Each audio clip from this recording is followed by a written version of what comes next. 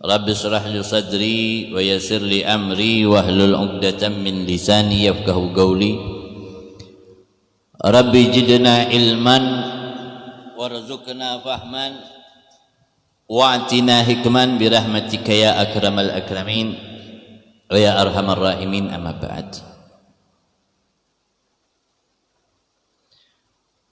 Qala al-muallif radhiyallahu anhu wa nafa'ana bihi wa bi ulumihi fid dharain amin ila an qala wa fi kayfiyati hadzal hadmi wajhani aqwahuma anna Allah ta'ala yuskitu alsinatahum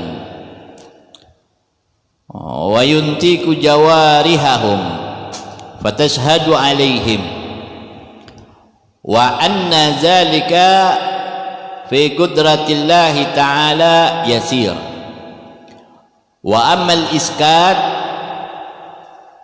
fala khafa'a fihi wa ammal intaq fa innal lisana udwun mutaharrikum biharakatin makhsusah fajaja takhriku ghairihi bimisliha wallahu ta'ala qadirun ala kullil mumkinat wal wajhul akhar annahum la yatakallamuna bi syai'in liinqita'i a'dharihim wanhitaki astarihim fayagifuna nakis ru'usihim la yajiduna a'zaran fayatajirun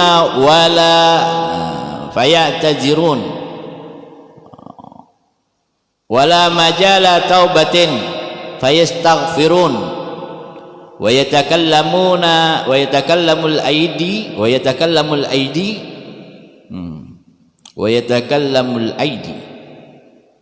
aidiyan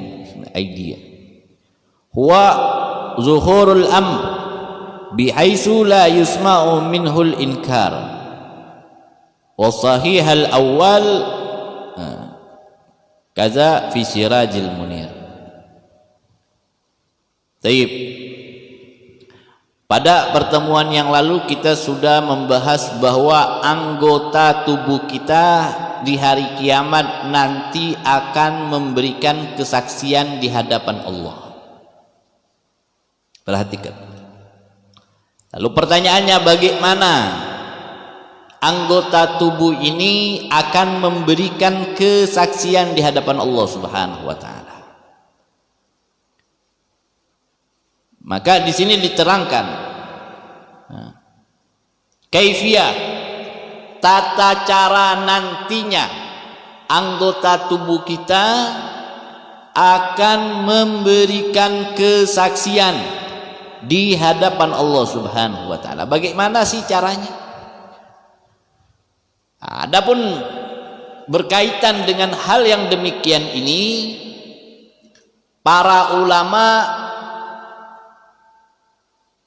berbeda pandangan di dalamnya sehingga membuahkan hasil ada dua pandangan yang berkaitan tentang keadaan anggota tubuh ketika memberikan kesaksian. Kita sudah jelaskan pada pertemuan-pertemuan yang lalu bahwa nanti tangan akan berbicara, kaki akan berbicara, sedangkan mulut akan dikunci oleh Allah Subhanahu wa taala. Oleh karenanya di sini dikatakan aqwahuma, yang paling kuat, pendapat yang paling kuat di antara dua pendapat yang nanti kedua-duanya akan kita beberkan juga, akan kita sampaikan, akan kita jelaskan. Di sini dikatakan pendapat yang paling kuat keadaan anggota tubuh nanti di hari kiamat. Di dunia belum, saudara. Di dunia anggota tubuh kita belum mampu berbicara, tangan kita belum mampu berbicara, kaki kita belum mampu berbicara, sehingga kita terhipnotis dengan keadaan mulut kita, dan kita menghipnotis orang dengan mulut kita. Kita masih belum sadar, belum di dunia masih belum sadar bahwa tangannya akan berbicara, kakinya akan berbicara, matanya akan berbicara, telinganya akan berbicara, perutnya akan berbicara. Kita belum sadar di sini.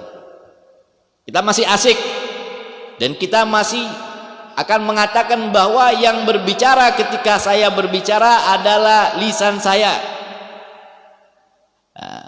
Jadi kalau ada orang yang mengatakan nanti tanganmu bisa bicara loh, oh itu dusta, bohong, fiktif, hayalan, nggak bener, kita nggak yakin ya,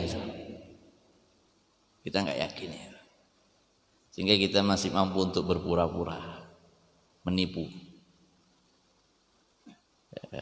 masih mampu menjadi penipu ulung di hadapan Allah Subhanahu wa Ta'ala. Hati ente ketika berbuat penipuan bukan di hadapan manusia, di hadapan Allah. Allah mudah, tek sebentar Allah akan buka tipu dayamu. Allah akan buka. Nah, kalau manusia enggak, walau seorang wali dia tahu ada orang jelek, tahu, cuma dia enggak mau buka tanpa bukti. Kenapa? Karena kaidahnya nahnu nahkum bil jawahir. Kita ini menghukum kalau kelihatan. Ya. Wallah yahkum bisyara'ir. Tapi Allah menghukum yang terrahasia. Itu hukumannya Allah. Kita mau menjatuhkan hukuman tanpa ada bukti, kita nggak bisa, saudara. Nggak bisa. Harus ada bukti. Cuma kadang-kadang kita bersinggungan. Ini orang nggak baik, jangan dipercaya. Masih dipercaya, nggak dengar. Terus kita kasih singgungan. Saya nggak terlalu peduli ini sama ini orang. Ini orang cari muka.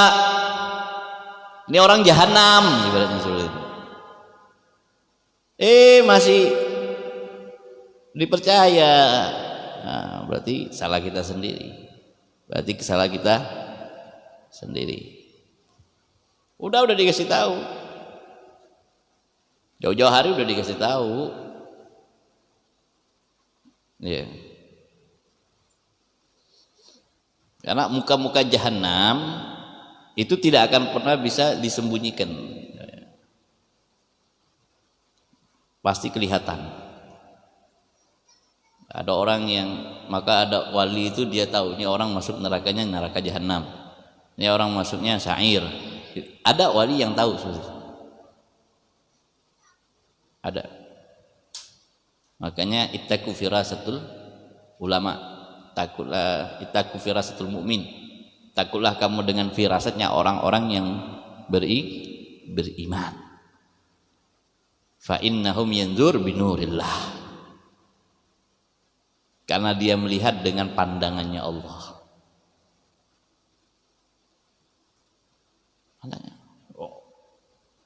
Ada pemabuk datang sama wali nggak marah kan? Marah nggak? Karena kenapa? Karena dia nggak mabuk di depan wali. Kalau dia mabuk di depan wali, marah nggak walinya? Bawa minuman, marah nggak? Marah. Dia mabuk di depan tuan guru, marah nggak tuan gurunya? Marah. Tapi kalau dia datang baik-baik ke tuan guru, marah nggak tuan gurunya? Paling ya dinasihatin jangan mabuk, disindir-sindir agar berhenti dari mabuk, kan seperti itu. Paham ya? Jadi bagaimana keadaan anggota tubuh nanti di hadapan Allah? Ya sekarang kan kita belum, maka kita nggak percaya. Kalau nanti tangan bisa bicara tuh kita nggak percaya. Kita nggak yakin. Kalau yakin nggak bakal berbuah. Udah sering saya katakan. Bagaimana? Di sini ada dua keadaan. Yang pertama, annallaha ta'ala, sesungguhnya Allah Subhanahu wa ta'ala yuskitu alsinatahum, Allah menutup, menjadikan mulutnya diam, sukut, mendiamkan mulut-mulut mereka, alsinatahum. Mulutnya dikunci sama hatamallahu ala al-yawma nakhtimu ala afwahihim, nakhtim, ditutup oleh Allah, nggak bisa bicara deh, nggak bisa ngeles. Nggak bisa ngeles, ya nggak bisa bicara, udah nggak bisa bicara, ditutup mulutnya. Nah, sekarang yang disuruh bicara siapa? Tangannya. Maka di sini dikatakan wayuntiku jawarihahum fatashhadu alaihim, wayuntiku, dan yang berbicara nanti di hadapan Allah jawarihahum, anggota tubuhnya. Fatashhadu alaihim, dan akan memberikan kesaksian atas perbuatan mereka di hadapan Allah Subhanahu wa taala. Di hadapan Allah saksi apapun perbuatannya. Jadi perbuatan yang sangat, dosa yang sangat besar dan sulit mendapatkan maaf dari Allah, mendapatkan ampunan dari Allah, sulit mendapatkan ampunan dari Allah. Ini dosa besar. Ente meninggalkan sholat, terus ente taubat, mohon ampun kepada Allah dengan taubat dan nasuha, dan tidak mau mengulanginya kembali, serta menjaga sholatmu dengan baik, maka dosa-dosamu itu diampuni oleh Allah. Kamu meninggalkan puasa lalu bertobat kepada Allah dengan taubat dan nasuha dan tidak mau mengulangi perbuatanmu itu kembali, maka dosa-dosamu diampuni oleh Allah. Ada dosa yang besar yang sulit untuk mendapatkan ampunan Allah, apa?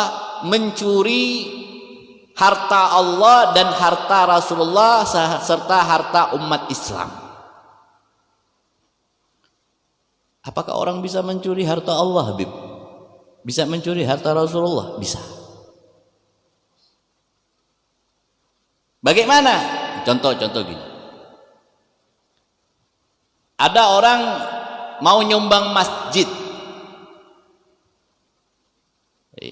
Ada orang mau nyumbang masjid. Nah, si Dani menjadi panitia masjid. Si Fahmi datang ke Dani bawa uang untuk nyumbang masjid. Uangnya dimakan sama si Dani, saudara. Ini berarti si Dani mencuri hartanya Allah, mencuri hartanya Rasulullah, mencuri hartanya umat Islam. Masjid itu rumah umat Islam atau bukan? Tempat ibadah umat Islam atau bukan? Nah, jadi taubatnya bagaimana? Dia minta maaf sama umat Islam, bukan hanya sama pengurus masjid, saudara, sama umat Islam. Maaf ya, kemarin ada orang nyumbang buat rumah ibadah kalian, saya makan duitnya. Dia harus umumkan dirinya ke semua umat Islam. Kalau dia makan hak umat Islam, kalau umat Islam ada yang memaafkan, maka dimaafkan dosanya sama Allah. Kalau tidak, maka enggak dimaafkan sama Allah Subhanahu wa taala. Jadi bukan jangan sembarangan ini. Sama dengan majelis, saudara. Ada orang buka majelis. Majelis untuk umat Islam atau bukan? Untuk umat Islam. Sama. Orang nyumbang untuk majelis, ente makan, ente curi, ente khianati, ente tipu, minta maaf sama umat Islam. Ya, bukan main-main ini. Jadi jangan dikasih hati orang yang seperti ini. Bukan main-main. Ini hak Allah, hak Rasulullah. Saya punya guru Habib Muhammad bin Agil Latus, baru kemarin maulid ngomong. Ada orang yang berani curi haknya Allah. Ternyata subhanallah kenanya ke kita. Ada orang yang berani curi haknya Allah. ada orang yang berani curi haknya Rasulullah. Itu di pesantren diomongin seperti itu. Ada orang yang berani curi haknya Allah, haknya Rasulullah, hartanya Allah, hartanya Rasulullah. Ini dosa yang paling besar. Guru saya ngomong seperti itu.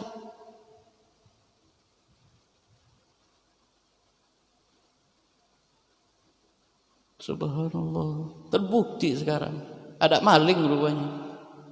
Inna lillahi wa inna ilaihi. Inna lillahi wa inna ilaihi. Paham?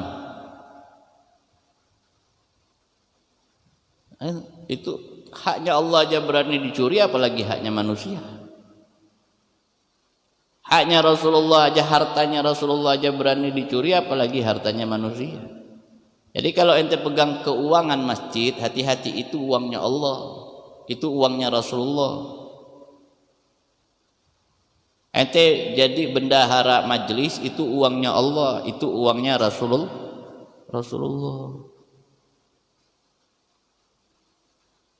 Bukan uangnya kita, bukan. Makanya saya itu selalu pisahin. Kalau uang ada orang nyumbang nih, nyumbang. Tanya, saya punya istri. Selalu saya nanya, kalau ada orang mau kasih duit, ini ente mau kasih anak duit buat siapa nih? Jadi ajaran kita punya guru tuh seperti itu. Untuk anak apa untuk majelis? Oh, dia bilang untuk majelis Habib. 1 sen saya haramkan keluarga saya makan, buat majelis berarti. Buat umat, ini makan untuk umat. Tapi kalau dia kasih atas nama saya, ya saya kasihkan hak saya, bukan hak majelis.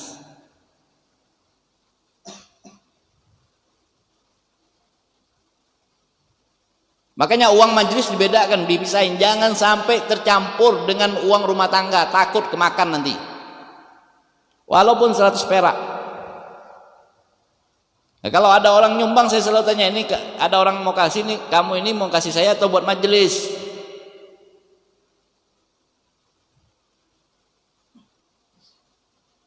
Oh, buat Habib, alhamdulillah selamat. Berarti harta saya ya harta majelis. Tapi harta majelis bukan harta saya, ini hartanya umat yang datang ke sini. Siapa? Untuk kopinya, untuk makannya, untuk snacknya, untuk air mineralnya, itu duitnya. Duitnya ente orang, bukan duit anak.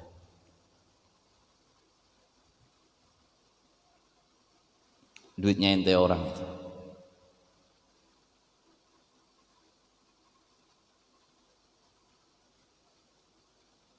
Makanya anak kadang-kadang marah kalau lampu ini selain di malam majelis dihidupin semuanya. Anak paling alasan panas, ini kepanasan, panas. Maksudnya panas apa? Kita ini udah pakai lampu, bukan haknya kita. Karena lampu ada yang bayarin atas nama majelis. Makanya pakai 1 aja. Karena kita cuma nyumbang untuk bayar lampu sedikit. Nah, kalau saya sendirian, saya hidupin cuma 1 doang lampunya.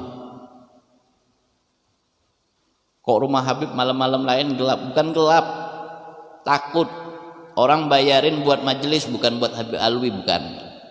Kalau Habib Alwi nggak punya majelis, nggak ada orang yang mau kasih duit, nggak ada orang yang mau nyumbang. Karena di sini ada majelis, ditahu setiap malam Sabtu ada pengajian, setiap habis maghrib ada pelajaran, makanya orang mau nyumbang buat bayar lampu, buat bayar air.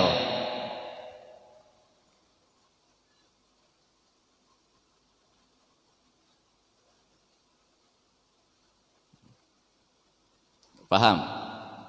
Bukan duit anak, itu duit ente orang. Jadi dosa yang paling besar, dosa yang paling besar. Jadi jangan anggap enteng, jangan. Mencuri hartanya Allah, mencuri hartanya Rasulullah, mencuri hartanya umat Islam. Nah, ulang lagi itu dosa yang paling besar. Masuk dalam, hujan. Masih banyak muat.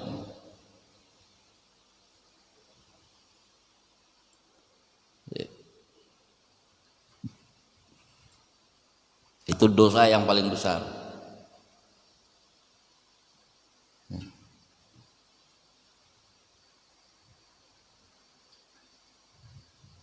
Jadi jangan so alim sudah, kalau orang yang suka curi ya nggak ada manfaat ibadahmu tuh. Nggak ada manfaat perjuanganmu, nggak ada. Nggak ada.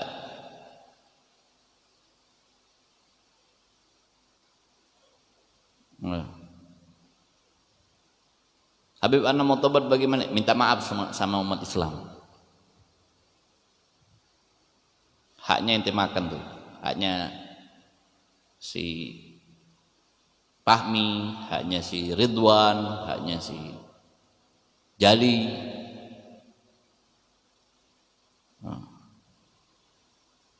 Paham? Ini anak siarin biar orang-orang tahu nih, yang senang-senang makan uang majelis biar tahu. Ente curi haknya Allah. Ya. Banyak orang-orang majelis seperti itu, membawa-bawa nama majelis, jual-jual nama majelis untuk kepentingannya pribadi.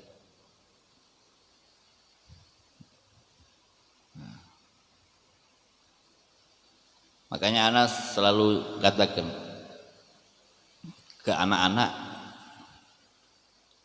anak tidak meminta sumbangan kepada semua orang. Kalau ada yang mau nyumbang, jangan ada yang nagih, nggak ada tagihan buat bulanan. Masukin ke rekening. Iya. Karena kalau udah masuk rekening itu pasti jujur udah. Kalau udah ada yang nagih-nagih itu udah pasti nggak jujur itu. Ya. Ente mau nyumbang ke masjid, masjid kan pasti ada rekeningnya. Masukin ke rekening masjid. Mau nyumbang ke majelis pasti ada rekeningnya. Masukkan ke rekening majelis. Selamat. Paham? Paham ya? Wa yuntiku jawarihahu. Nah, yang akan berbicara nanti di hari kiamat siapa? Anggota tubuhnya. Fatashhadu alaihim, dan akan memberikan kesaksian atas semua perbuatan mereka. Wa anna zalika fi qudratillahi ta'ala yasira. Hal yang demikian ini di dalam kekuasaan Allah, kehendak Allah, yasira, itu sangat mudah. Allah bikin tangan berbicara, mudah. Oh, ente bilang mustahil. Oke, ente katakan mustahil.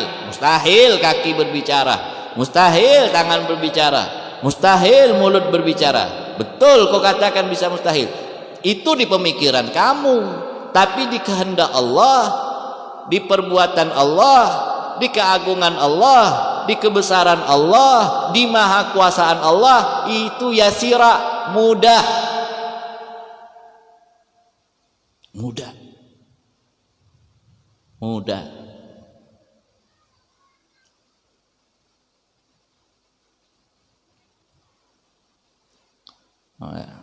Enggak apa namanya, enggak sulit. Bagi Allah suruh tangan bicara. Ini Allah masih suruh tangan untuk enggak bicara. Nih.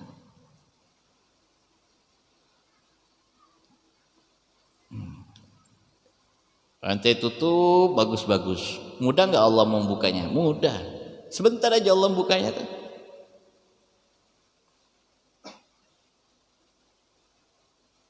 Sebentar Allah buka. Ya, jadi percuma kita tutup bagus-bagus, rapi-rapi. Sebentar Allah bukanya. Sebentar Allah bukanya. Sampai di sini dikatakan amal iskat, adapun iskat yaitu sukut, diam, Allah menyuruh mulut untuk tidak berbicara atau mengunci mulut, fala khafa'a alaihi, tidak diragukan lagi di dalamnya. Enggak ada keraguan. Nanti di hari kiamat mulut enggak bisa bicara. Iya. Kenapa? Dalilnya udah jelas Al-Qur'an. Ya. Nakhtimu ala afwahihim. Banyak lagi dalil-dalil yang lainnya. Ya. Kita baca setiap malam Jumat Yasin, atau ada yang tahlil. Sebelum tahlil kita baca ya Yasin. Allah tutup. Paham ya? Wa ammal intaq, ini ada perbedaan. Oke, Allah menutup pintu mulut, Allah menutup mulut manusia sehingga mulut tidak berbicara tanpa ada diragukan lagi. Wa ammal intaq, bagaimana ucapan? Bagaimana ucapan? Nah, ucapan yang di sini dimaksudkan al-intaq, bukan kalam lisan, bukan ucapan lisan. Ada orang yang berkata, oke, Allah tutup mulutnya, nggak bicara. Sedangkan Allah suruh bicara. Yang bicara siapa? Ya. Bukan mulutnya yang bicara, jawarihahum. Ya. Anggota tubuh mereka. Yang udah kita jelaskan bahwa anggota tubuh ini punya mulut-mulut yang nantinya akan berbicara di hadapan Allah, memberikan kesaksian yang benar. Nggak ada dusta di dalamnya, sedikit pun nggak ada kedustaan sama sekali di dalamnya. Betul-betul penyaksian yang benar, penyaksian yang tepat, penyaksian yang jujur, penyaksian yang amat sangat jelas.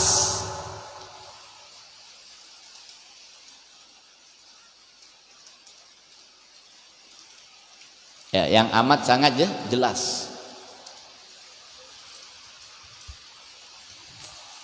Paham nggak? Ada yang tidak ada keraguan sama sekali. Nah.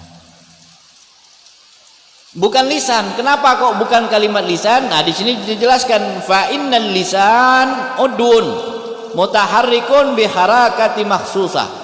Karena lisan ini adalah salah satu anggota yang mana geraknya lisan itu dengan gerak-gerakan yang tertentu diperintah. Diperintah apa? Akalnya. Diperintah hatinya. Makanya Sayyidina Ali karamallahu wajhah mengatakan apa? Al-lisan mir'atul galb. Lisan ini cerminannya hati. Gimana hatinya manusia? Lihat lisannya. Hatinya baik, lisannya baik. Hatinya jelek, lisannya jelek. Bagaimana keadaan manusia? Itu lihat daripada lisannya, katanya Sayyidina Ali karamallahu wajhah.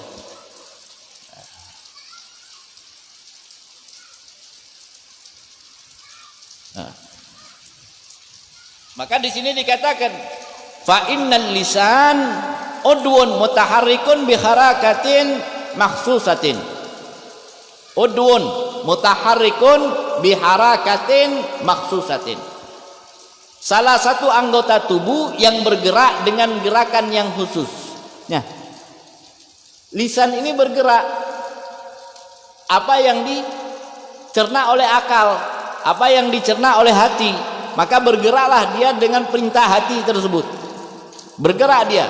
Kata hati, akal ucapkan A katanya. Lisan ucapkan A kata lisan. Ucapkan B kata lisan. Kalau lisan ini saja mampu Allah gerakkan dengan gerakan yang khusus, perhatikan, lisan saja mampu Allah gerakkan dengan gerakan yang khusus, fajaza tahriku ghairihi bimislih, maka sungguh sudah amat sangat bisa Allah menggerakkan anggota yang lain selain lisan sebagaimana geraknya lisan. Kecil bagi Allah itu. Bagi Allah itu kecil. Lisan bisa bergerak, mulut bisa bergerak. Lisan bisa bicara, mulut bisa bicara. Lisan bisa memberikan kesaksian, kaki bisa memberikan kesaksian. Zaza, mudah, gampang. Bagi Allah ya taharrak, menggerakkan, tahriku ghairi, menggerakkan selain lisan dengan apa? Bimisliha, seperti geraknya lisan. Ya, seperti geraknya lisan, mudah. Ya, mudah. Wallahu ta'ala qadirun ala kullil mumkinat. Allah maha mampu Sifatnya Allah ini.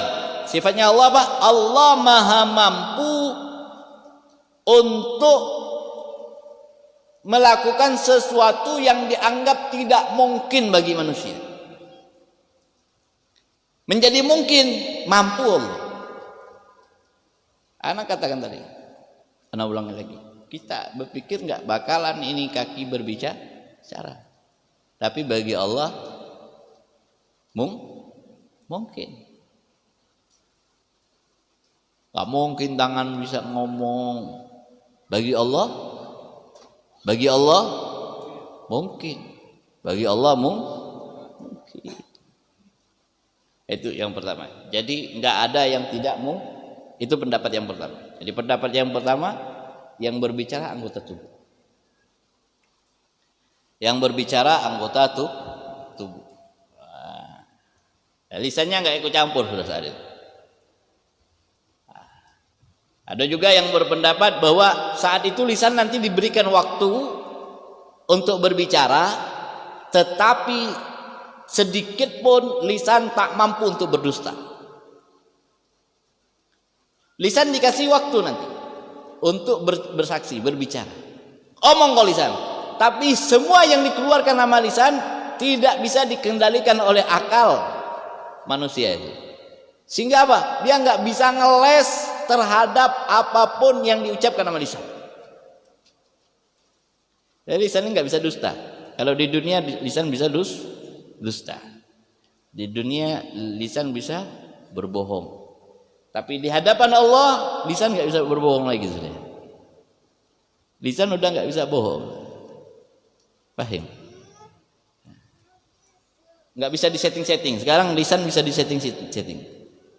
Ya, settingan lisan banyak sekarang. Sehingga banyak sekali orang yang percaya dengan settingan lisan. Oh. Ya. Nanti lisan tidak bisa disetting-setting lagi nanti. Jujur dia ya, di dalam ucapannya. Itu pendapat yang pertama. Ada pendapat yang kedua. Wal wajhul akhar, adapun keadaan yang terakhir, anggota tubuh nanti ketika di hadapan Allah di padang mahsyar di hari kiamat, bagaimana keadaannya? Di sini dikatakan keadaan yang kedua, annahum la yatakallamuna bi syai'in li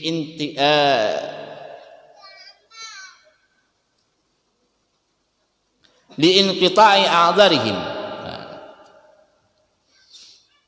Annahum, ini pendapat yang kedua nih, perhatikan pendapat yang kedua.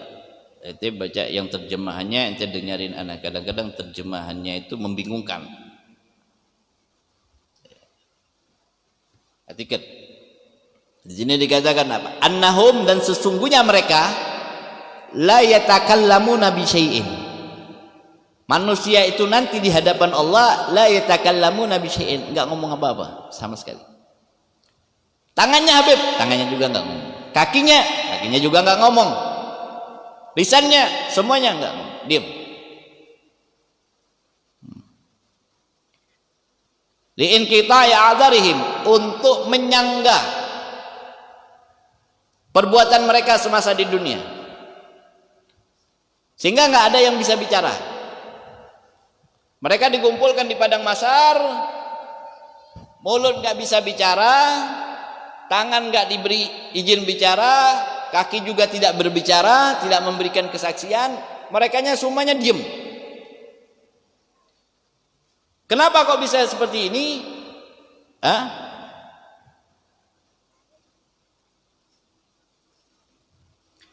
Karena wanhitaki astarika, karena dibuka hijab mereka sudah saat itu. Jadi mereka dikumpulkan, kumpul semuanya tanpa bicara, tanpa ada protes, tanpa ada apa-apa, nggak bicara. Ini pendapat yang kedua. Ini pendapat yang kedua. Nggak ada bicara sama sekali nggak ada bicara, nggak ada bicara sama sekali. Diam, dia disuruh berbaris. Yang ada apa? Allah bukakan semua semua perbuatannya semasa di dunia, semuanya dibukakan. Di hadapan dia. Tuh perbuatanmu tuh. Baratnya barang buktinya apa? Kalau di kepolisian itu apa tuh? Barang bukti itu apa? BB. Nah, BB-nya udah kelihatan. Barang buktinya udah. Tinggal Allah buka aja. Nih.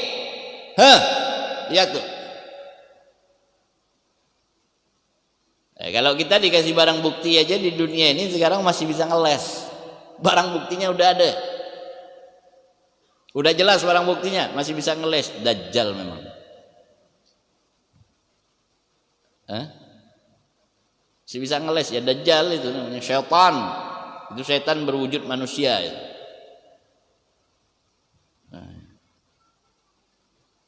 Di hadapan Allah dibuka. Ketika dia dilihat semua aib-aibnya, semuanya itu kesalahan-kesalahannya, perbuatan-perbuatannya semasa di dunia, apa? Fayagifuna nakisur usihim. Fayagifuna nakisur usihim. Maka mereka berdiri di hadapan Allah dalam keadaan malu, tertunduk. Gak bisa ngomong lagi. Itu mau ngomong apa? BB-nya udah ada. Barang buktinya udah ada. CCTV-nya udah lengkap. Gus, mau ngomong apa Gus?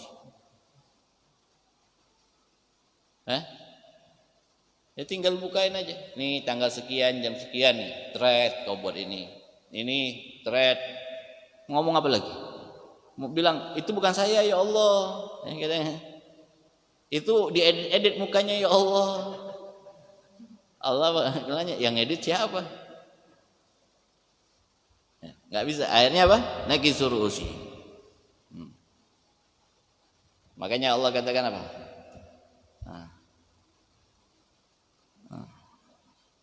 Di dalam Al-Quran, walau tara idzil mujrimuna nakisu ru'usihim inda rabbihim. Kalau kalian ini diperlihatkan keadaan orang-orang yang mujrim yang berbuat kemaksiatan semasa hidupnya di alam kuburnya. Bagaimana keadaannya mereka? Nakisu ru'usihim, mereka menundukkan kepala mereka. Di mana? Inda rabbihim, di hadapan Tuhan mereka, ya kayak tadi.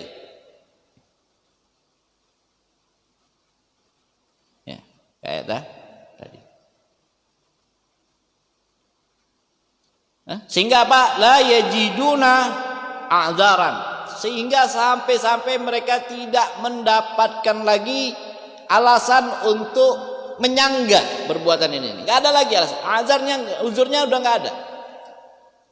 Alasannya udah enggak ada udah. Mau nyanggah itu udah enggak dapat. La yajiduna, nggak dapat dia ajaran, nggak dapat lagi uzur. Alasan apa? Mau alasan apa?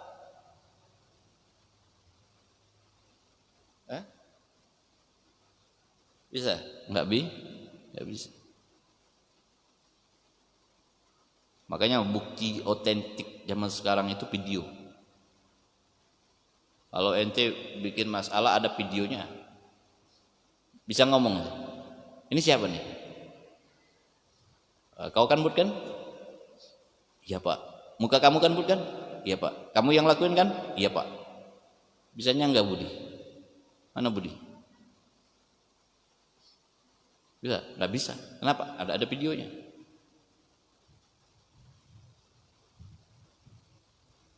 Ada di hadapan Allah kayak gitu. Allah buka teret. Yang ente mau nyangga apa nih? Bisa.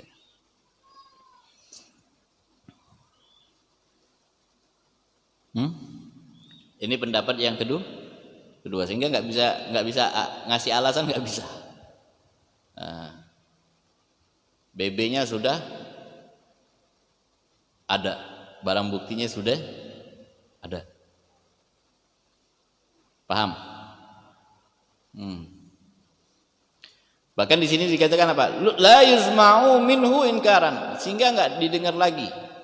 Alasan bagi mereka, pengingkaran mereka itu terhadap enggak ada. Enggak didengar lagi. Ya, kita mau ngingkar apa tuh? Itu sudah ente kan?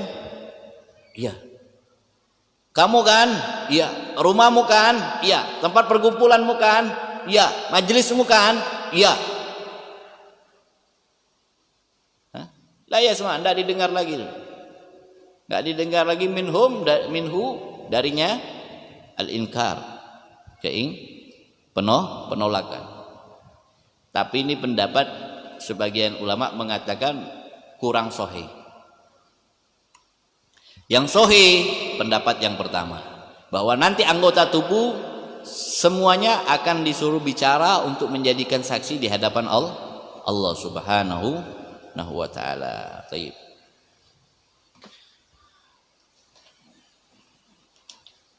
Fahfad ya miskin jami'a badanika minal ma'asi wa khususan a'dha'aka sab'a.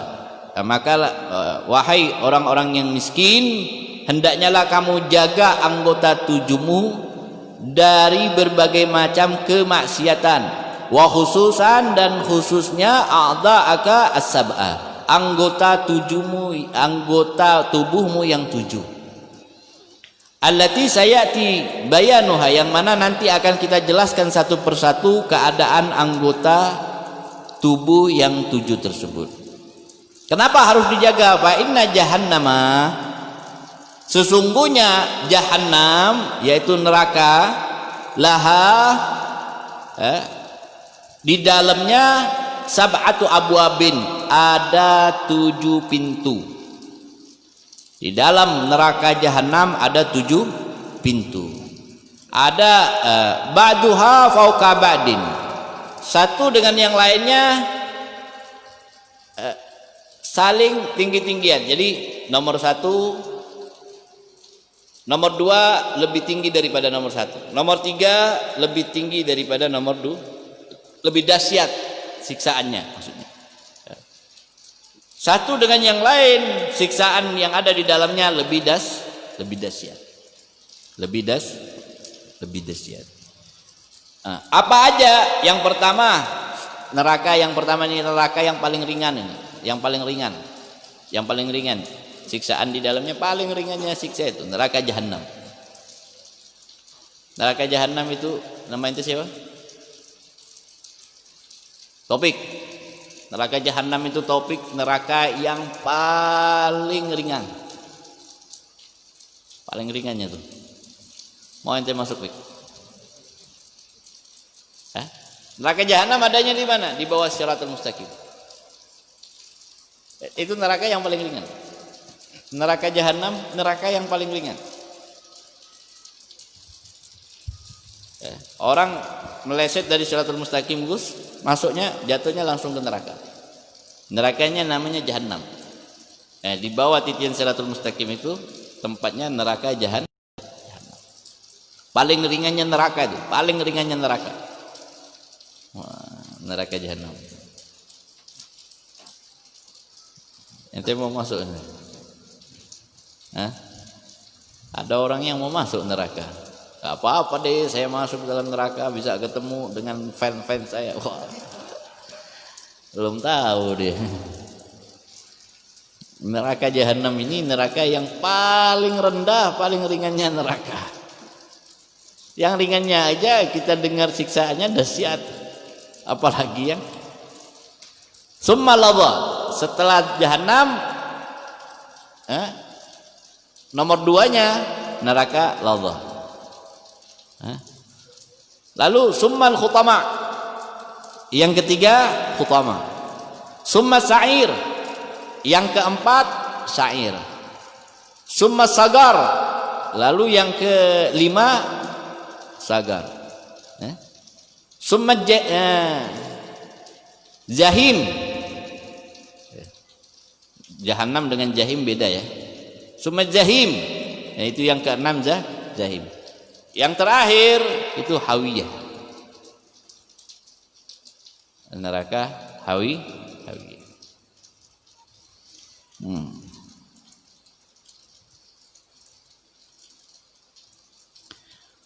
Wa takhsisu hadzal adat li anna ahliha sab'ul firaq.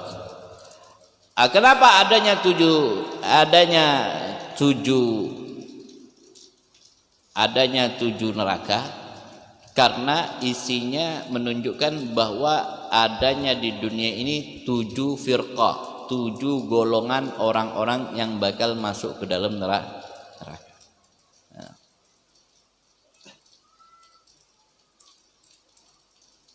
Wa aidan annahu ala wafqil a'da'i sab'a min al-'ain wal udhun wal lisan wal batan wal farad wal yad wal rijal. Nah, ada juga pendapat yang lain juga yang menyatakan kenapa adanya 7, karena anggota tubuh kita itu ada 7. Apa aja anggota tubuh yang 7? Yang pertama mata, yang kedua telinga, yang ketiga lisan, yang keempat batan perut, yang kelima farji kemaluan, yang keenam yad tangan, yang ketujuh rizal kaki.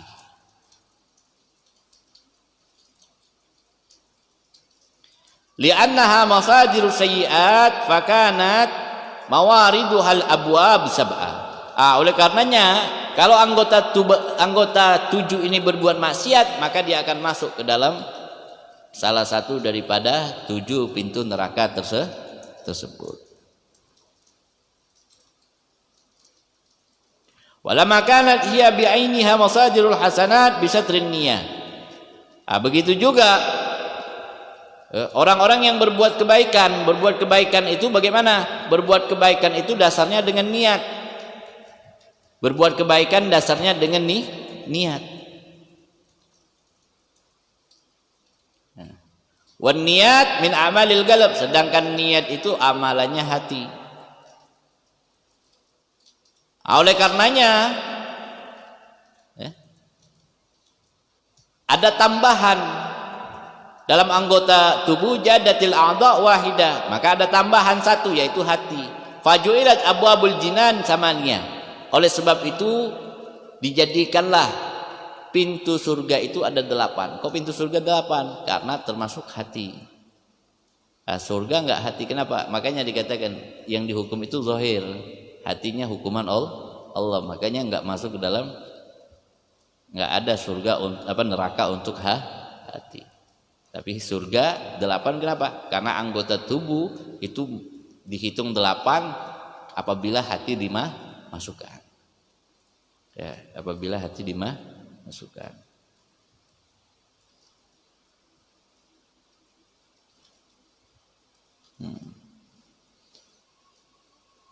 Oke. Sekarang kita bahas.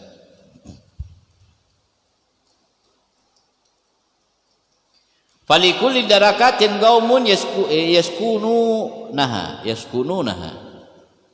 Falikulli darakatin qaumun yaskununaha. Dan setiap pintu-pintu neraka itu ada penghuninya. Ada penghuninya.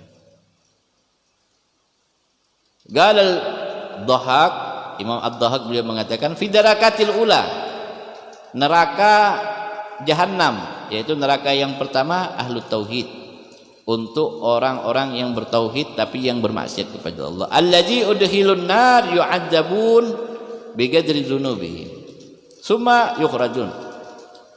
Orang-orang yang ahli tauhid ketika dia bermaksiat, makanya Rasulullah SAW mengatakan apa? Man kana fi qalbihi miskala dzarratin minal iman dakhala jannah. Man kana fi qalbihi, barang siapa yang ada di dalam hatinya sebiji keimanan, dia masuk surga. Bukan berarti langsung masuk surga. Kalau dia maksiat disiksa dulu di mana? Di Jahannam. Di Jahannam. Makanya orang-orang tua itu suka kalau ada orang maksiat dibilang Jahannam. Maksudnya apa? Tempat ente kalau nggak taubat Jahannam. Paham? Oh, bukan kasar itu. Tempatnya dia orang ahli maksiat itu Jahannam. Ya, kalau dia nggak tobat. Ya kalau dia nggak tobat. Paham ya? Dia diazab, disiksa dulu. Udah selesai siksaannya, sebatas waktu yang ditentukan oleh Allah atas semua dosa-dosanya, summa yukhrajun, maka dia akan dikeluarkan dari neraka Jahannam dan dimasukkan ke dalam surga. Wa fi tsaniya Nasara. Neraka yang kedua untuk Nasara. Wa fi tsalisa, dan yang ketiga Yahud, untuk Yahudi. Wa fi rabi'ah Rabi yang keempat untuk apa? Sabiun. Sabiun ini orang yang musyrik atau orang yang murtad, keluar daripada agama. Wa fil khamisah, atau untuk apa ya? Orang yang enggak percaya Tuhan. Sabiun itu bisa jadi apa itu? Yang enggak percaya Tuhan. Ateis. Wa fil khamisah al-majus. Yang neraka yang kelima untuk orang Majusi. Wa fi sadisa, dan neraka yang keenam ahli syirik, untuk orang yang berbuat syirik, mensekutukan Allah. Wa fi sabi'ah, neraka yang ketujuh, neraka apa? Hawiyah, untuk siapa? Untuk orang munafik. Munafikun, untuk orang munafik. Orang munafik dahsyat siksaannya. Orang munafik dahsyat siksaannya daripada orang-orang yang dia masuk ke neraka hawiyah. Ya, itu. Jadi jangan senang jadi orang munafik. Waruwiya an Umar annahu qala, dan diriwayatkan dari Sayyidina Umar, sesungguhnya beliau berkata, qala Rasulullah sallallahu alaihi wasallam, Rasulullah sallallahu alaihi wasallam bersabda, li jahannam sab'at abwab. Di dalam neraka, katanya Nabi sallallahu alaihi wasallam, ada 7 pintu. Babun minha liman sala saifa ala ummati. Satu pintu Allah khususkan untuk orang yang membunuh umatku tanpa sebab. Yang membunuh 6 syuhada ini. Jangan senang itu. Tempatnya di neraka. Tempatmu di neraka. Ini hadisnya Nabi sallallahu alaihi wasallam. Li jahannam sab'atu abwab. Di dalam neraka ada, di jahannam, di neraka jahannam itu ada 7 pintu. Ada 7 pintu. Salah satu pintu yang ada di neraka jahannam Allah persiapkan untuk orang yang menghuluskan pedang atau yang membunuh umatku, yang membunuh ala ummati, yang membunuh umat. Ya, itu. Kaza fi Sirajul Munir, sebagaimana hal ini didapat di dalam kitab Sirajul Munir. Dalam kitab Sirajul Munir.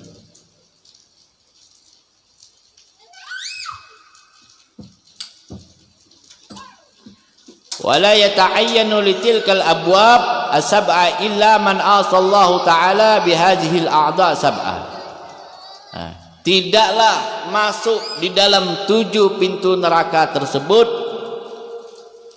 terkecuali orang-orang yang bermaksiat kepada Allah dengan 7 anggota tubuhnya. Al-ain wal udhunu wal lisan wal batnu wal farju wal yad wal rijal.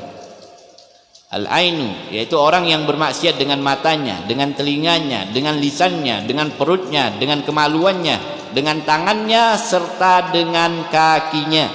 Maka orang kalau dia bermaksiat dengan anggota 7 ini, maka dia akan siap-siap mendapatkan tempat di dalam 7 neraka yang telah kita sebutkan tadi. Wa kullu wahidin min hadhihi ni'matun, setiap salah satu dari kenikmatan-kenikmatan yang Allah Subhanahu wa taala berikan tersebut, yajibu ala sahibiha, wajib bagi si pemiliknya, syukrihi, untuk mensyukurinya. Bagaimana mensyukurinya? Bisti'malihi fi ta'atillah ta'ala, dengan menggunakannya di dalam ketaatan kepada Allah Subhanahu wa ta'ala. Wallahu a'lam bissawab. Nanti insyaallah minggu depan kita akan bahas hifzul ain. Jadi insyaallah pengajian kita pengajian umum itu ana rubah pengajian umum. Pengajian umum kita setiap minggu siang. Jadi pengajian umum sekalian zikrus syifa. zikir untuk penyembuhan. Zikir syifa, zikir untuk penyembuhan yang sakit, entah ada keluarga kita atau apa yang sakit, jantung, diabetes, atau sakit-sakit yang mistik, bawa ke sini. Atau apalah sakit, kita berdoa kepada Allah, mudah-mudahan Allah menurunkan kesembuhan kepadanya. Syaratnya apa? Bawa air aja, bawa air mineral ya. Kalau memang nggak bisa bawa air mineral, nanti anak-anak sediakan air mineral, tapi bayar ya, nggak gratis, nanti ada yang nyediain air. Jadi bawa air mineral, kita baca doa dan kita niatkan untuk kesembuhan penyakit kita, insya Allah disembuhkan sama Allah Subhanahu wa ta'ala. Allah maha penyembuh, makanya kita minta kepada Allah Subhanahu wa ta'ala. Itu ya. Nah, malam Sabtu bagaimana Habib? Malam Sabtu insya Allah karena kitab Maragil Ubudiyah belum selesai, tetap kita lanjut,